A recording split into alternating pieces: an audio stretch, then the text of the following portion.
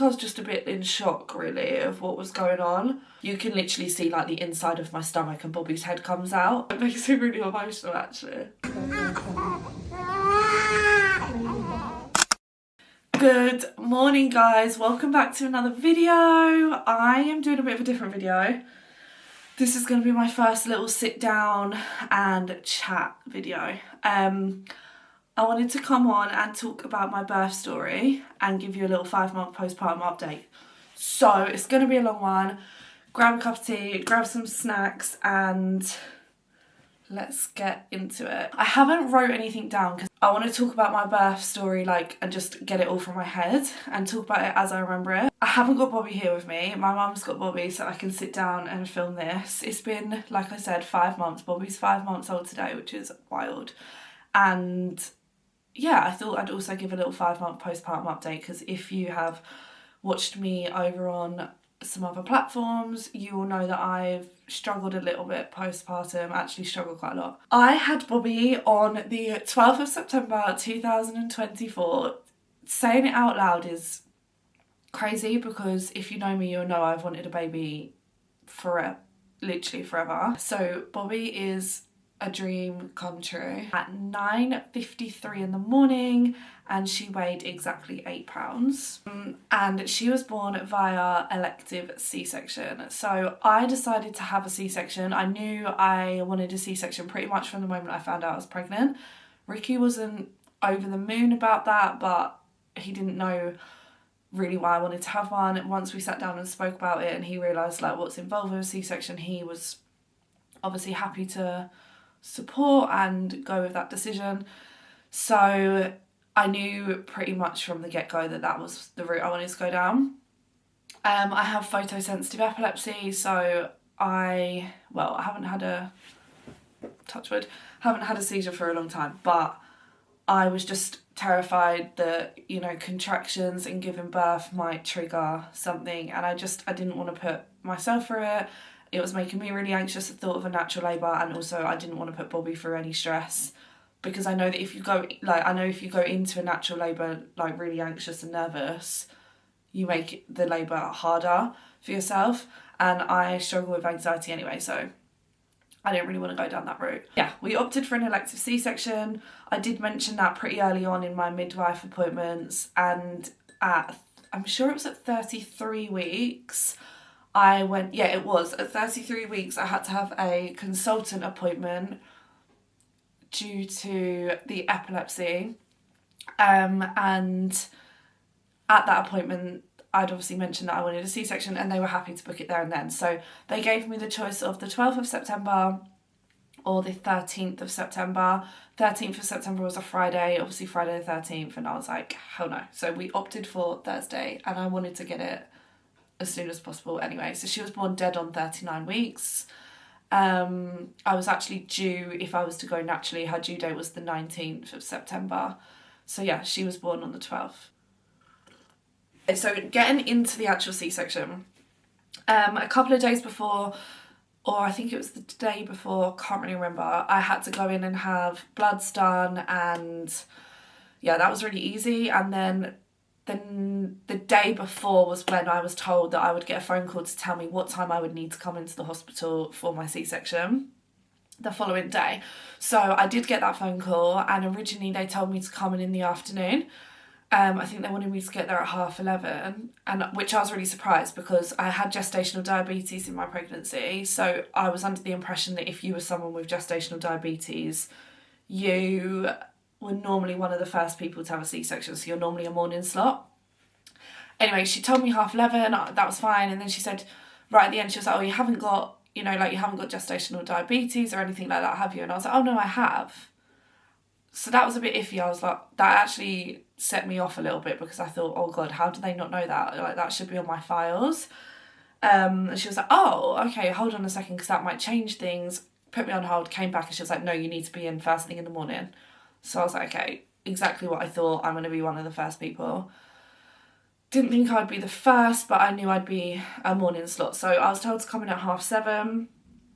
So yeah, the morning of the C-section, we got up, I had a shower, You can't eat or drink anything from, I think it was 10 p.m. the night before, or it might have been midnight. So I hadn't had anything to eat, and I was only allowed to drink little sips of water. To be honest, I wouldn't have eaten anyway. I was so nervous. I don't like things like surgery, but obviously I had to give birth to my baby somehow, so it was either I'll push her out of my anunu or have a C-section, so yeah. I woke up, had a shower, we got our bags ready, we got to the hospital and we were there a bit early. My mum met us there. We went into Costa, obviously I couldn't eat. At this point I was quite hungry. And yeah, we went up to, it actually makes me really nervous. Like, it brings back all the nerves talking about it. It's really weird. But yeah, so we went up to the ward, and that is where they sort of checked me in. There was a few other women around. We all had like our suitcase with our stuff in, or like our hospital bag, and I remember thinking, oh my god, like this is actually happening. Like by the end of today, by this afternoon, I'm gonna have a baby. But we didn't have a name at this point. We had no idea what we were going to call her. It was a lot. Anyway, so they were like, yeah, come on through. Took me through to this little room, which was the recovery room, I believe, and told me to just chill for a bit. So me and Ricky were in there. We took some photos, and then the anaesthetist came round. Oh, actually, no, the midwife came around first to tell me that she would be the person. Hold on 1 second. Hello? Yeah, so the midwife came around, told me that she would be the person that would sort of be looking after me when I came out of surgery, and then she told me to just sit back, chill for a little bit, and they would come and get me. The anaesthetist wanted to come round and the surgeon to talk to me, and then they would let me know what position, whether I was first, second or third to go in. The anaesthetist came round, he was really lovely. I just had to sign some papers, and he basically told me, like, I'll be there up like the head side of you the whole way through. If you need anything, tell me. If you feel funny, tell me. And yeah, he's basically the person that would be by my side through it with Ricky. And then the surgeon came around. She was really lovely. She knew that I had been on medication for anxiety just before I had Bobby. She knew I was really nervous, and yeah, she was really reassuring and really lovely. So yeah, that was speaking to both of them, and then they told me, gown up, your first one in, we're going down at 9 o'clock. And I was like, what? I did not think I was going to be first. There was a lady opposite me, and we decided to open our curtains. We were chatting to each other, and it was her second baby, obviously my first, and she was calming me down because I was really nervous. But yeah, so I was first in, which I was really nervous about, but I was actually really relieved because I wanted to be in and out. So yeah, they took me in.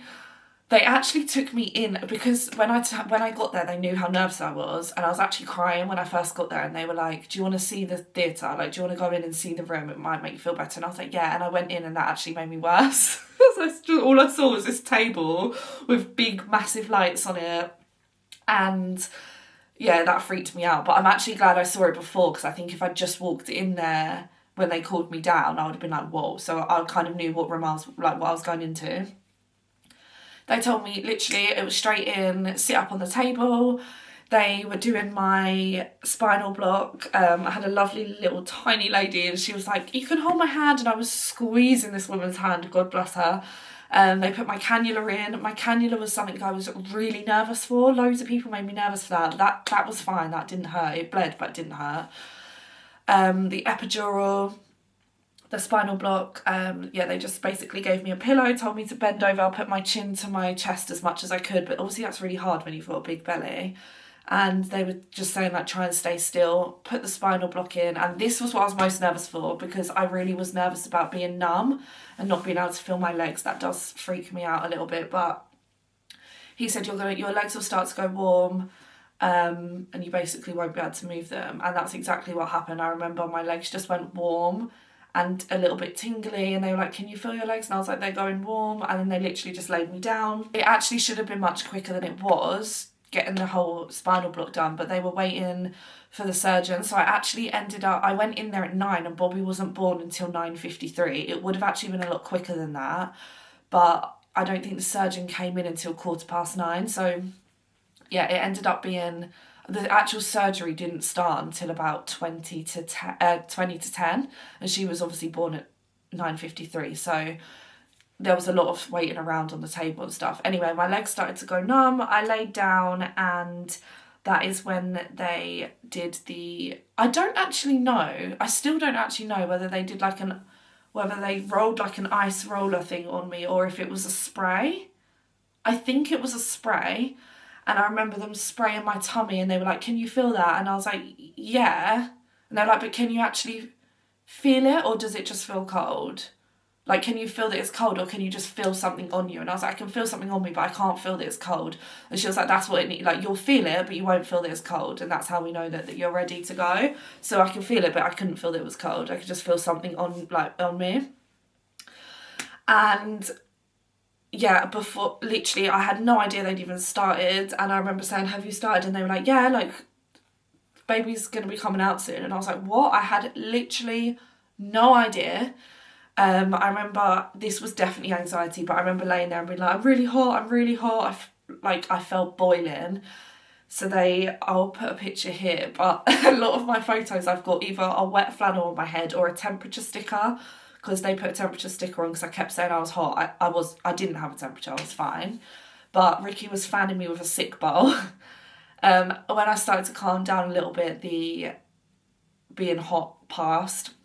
And I actually just remember that laying there and just staring, thinking... I remember I kept staring to the right corner of the room thinking, what the hell is going on? This is nuts. And yeah, there was a lot going on. I did keep looking at Ricky. I think at one point I felt a little bit dizzy. The anaesthetist was like, you're fine. And he checked my blood pressure and everything. And he was like, your obs are all good. Like, you're fine. So I think that was just anxiety. This actually is definitely what triggered my postpartum anxiety, because yeah, it was a lot. It was good, but everybody did kind of not warn me, but everyone did kind of say to me, oh, it's going to be so magical. They play music and they chat to you. And I'll be completely honest, I didn't hear the music. There was music on, but I couldn't hear it. And they didn't really chat to me. Nobody sort of said to me, oh, what are you going to call her? Or I remember thinking, God, no one's talking to me. So it wasn't what I expected from what people told me, but it also wasn't bad. And I remember I kept looking at Ricky and he looked petrified. But he said that he could actually see the reflection of what they were doing in the light above. So I think that was freaking him out.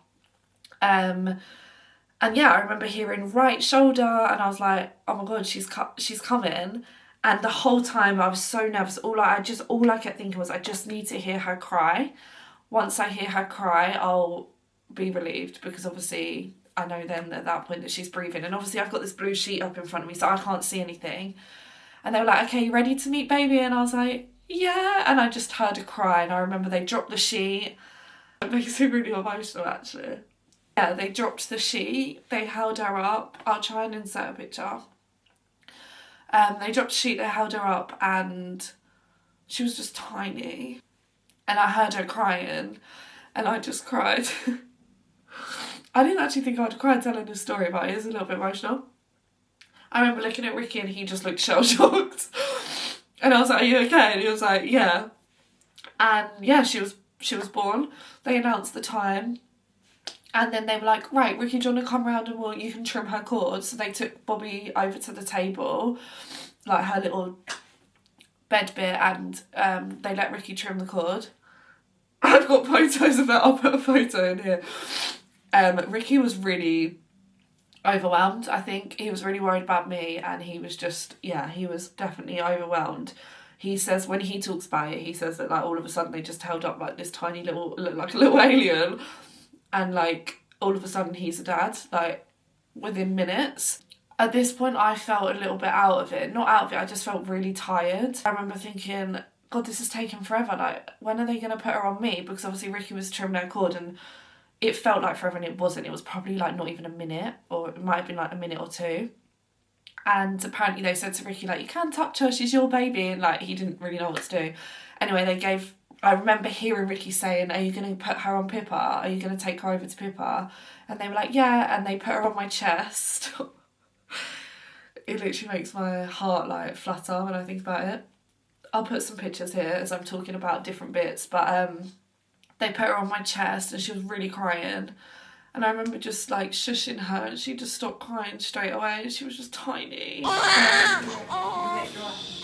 it's a bit sad because I felt really out of it at this point. I remember saying to Ricky, can you take her off me? I think I was so overwhelmed. I felt really drowsy and I think I was just a bit in shock really of what was going on. I felt like she'd been put on me and I'd told them to take her off me straight away, but I actually didn't. I'd had her on me for quite a while. But I was just a little bit overwhelmed. So Ricky took her and I didn't feel very well. And not very well, but I just felt really tired. And I remember the anaesthetist came over to me and he was like, if you want to close your eyes for a little bit, you can. It's quite normal to feel drowsy at this point. And I remember just closing my eyes. I was sort of staring up in the corner and I remember closing my eyes and being like, I've done it, like she's out, she's here, she's safe. And now they've just got to sew me up. The sewing me up bit, I'll be honest, everybody told me when they're sewing you up, that bit goes really quick. Yeah, for me, that was not the case. I felt like the sewing me up dragged. I remember I kept saying like, are we nearly done? At one point they'd sewed me up and then they had to unsew me again. Because I think I started to bleed a little bit, like sewed one bit up and then I had to undo it and then do it again. It felt like ages, but it probably wasn't really in hindsight.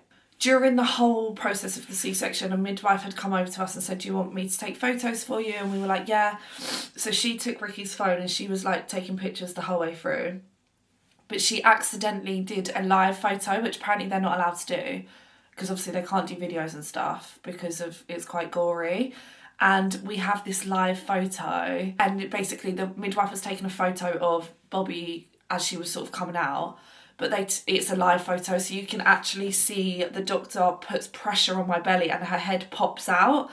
It's gory. I'm not gonna obviously put it on this video because I think the video would get removed, but you can literally see like the inside of my stomach and Bobby's head comes out. And they were trying to obviously move me onto the bed from the table. This was sort of probably the weirdest part for me. Obviously the whole way through the C-section I'm numb, but I'm not really thinking about the fact I'm numb because I was so tired and more focused on my baby coming out.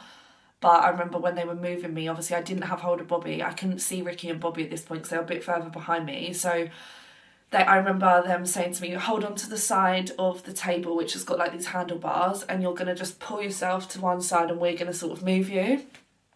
And I was like, okay. And I remember thinking, God, I feel so heavy because my legs were obviously dead. And then they lifted my legs over and I remember seeing my legs in front of me moving, but I couldn't feel them. And I remember thinking, what the like, this is nuts. I remember just seeing my legs and I was like, whoa. Anyway, they moved me onto the table and at this point I am staring at my legs and in particular my toes, and I was thinking I can't feel them and I can't move them. And so I actually asked them to put a blanket over my legs and my toes because and my toe was poking out and I was like, can you cover it? Straight away they were like, getting her onto the boob, and I was like, yeah, let's try, because I did want to try breastfeeding, but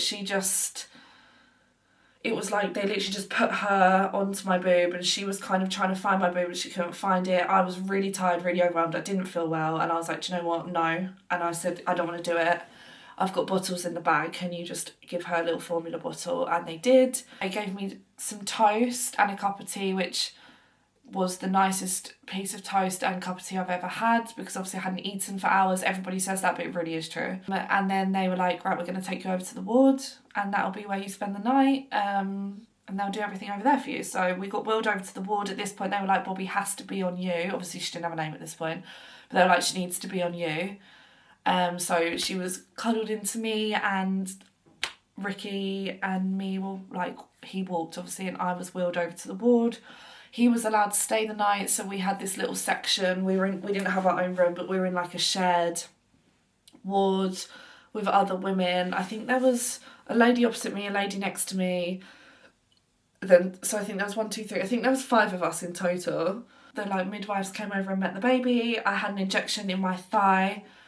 And because I had gestational diabetes, they had to do Bobby's blood sugars, which were all fine.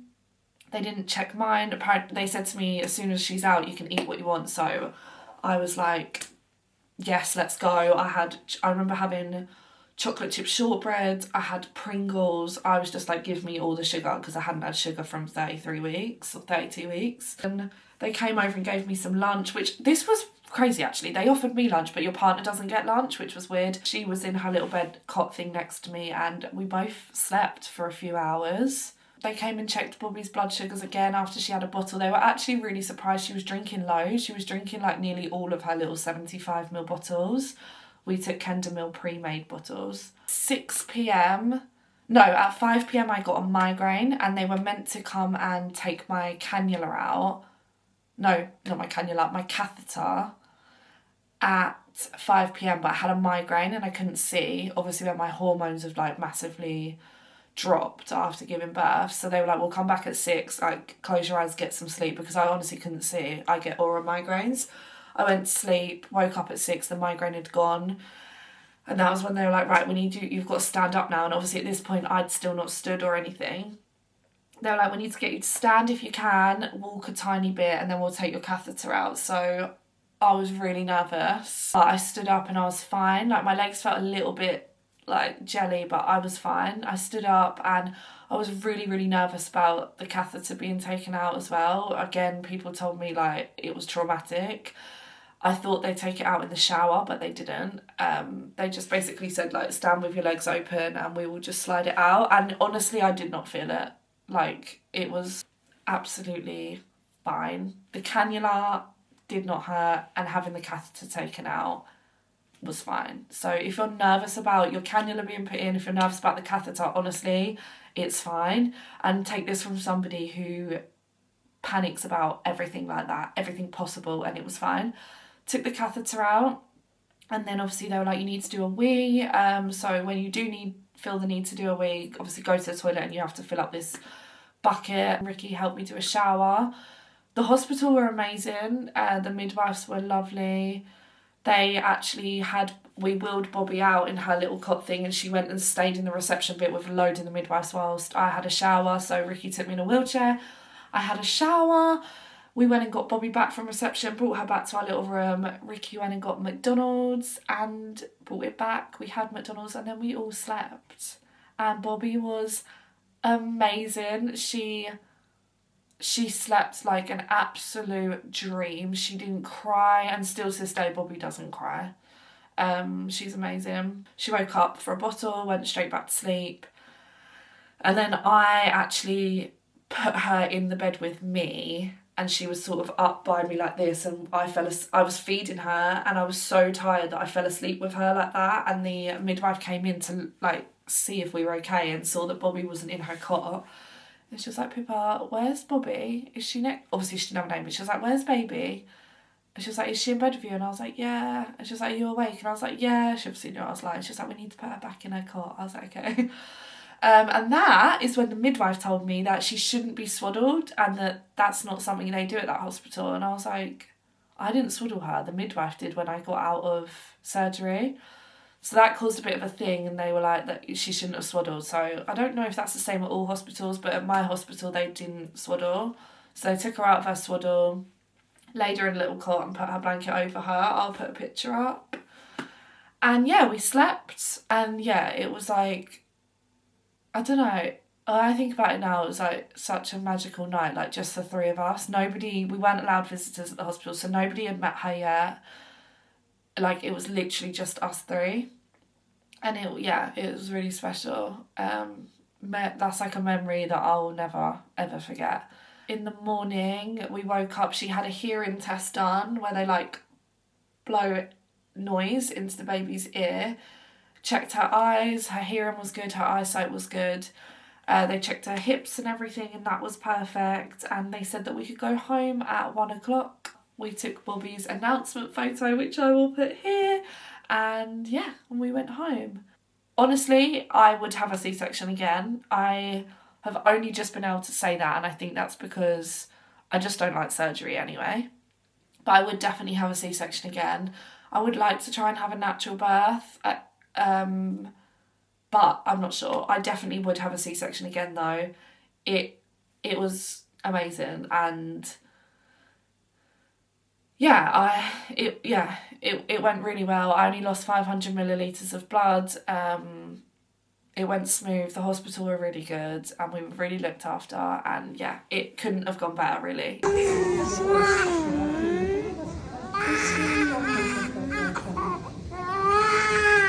Thank you so much for watching. I hope this video helps somebody or gives you a bit of advice, but if not, if you've managed to watch the whole way through, then thank you, and I will catch you guys in another video.